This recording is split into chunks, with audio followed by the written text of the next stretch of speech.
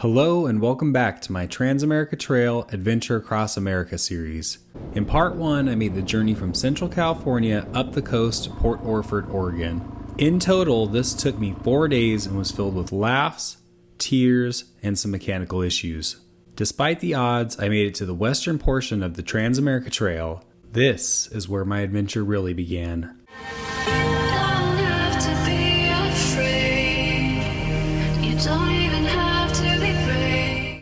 I spent nearly an hour on the beach in Port Orford, Oregon, enjoying the sights and getting some sweet drone footage. The wind was whipping so hard it blew my motorcycle completely on its side, but all I could do was smile because I had made it to the Tat. I dusted off the sand and hopped on the road. The first section of the TransAmerica Trail was paved and took me down a winding road that slowly deteriorated until I was riding completely on dirt. The forest slowly took over as I ascended into the mountains further inland. This was a very different pace than I was accustomed to. After spending nearly 4 days riding on congested freeways and heavy traffic, I was now in the middle of the forest with almost nobody in sight for miles. The further I rode into the forest, the more excited I got. I decided to pull over to get some aerial drone footage just to demonstrate how isolated some of these spots really were. While pulled over for a quick lunch, I had my first encounter with other motorcyclists. For whatever reason, I was convinced these guys were on the TransAmerica Trail, and I would be encountering all sorts of people on a daily basis. If only I knew at the time how wrong I truly was. Oregon had some of the most beautiful sights I had ever seen. The lush green forest and pristine rivers and creeks had my jaw on the floor. After a long day of riding and the sun now beginning to set, I decided to find a place to camp. My Garmin Explorer app had 9-mile campsite marked along the route, so I decided to check it out. It was apparent this campsite had not been used in years, but to my surprise, it was also a well-known route to a water source for a local bear who stumbled directly through my campsite as I was setting up. Unfortunately, I didn't capture the scary encounter on film, but I decided it would be smart to tie up all my food in a nearby tree and keep the bear spray handy. After a crappy night's sleep, due to waking up to every little noise during the night, I started my daily routine. I realized immediately how reckless I had been with my water usage, as I had already tapped out all my reserves. I found a small spring nearby and filtered out what water I could. It proved to be a ginormous pain in the butt due to all the poison oak, but I had enough to start my day. I lowered my food down from the tree and packed up to hit the trail.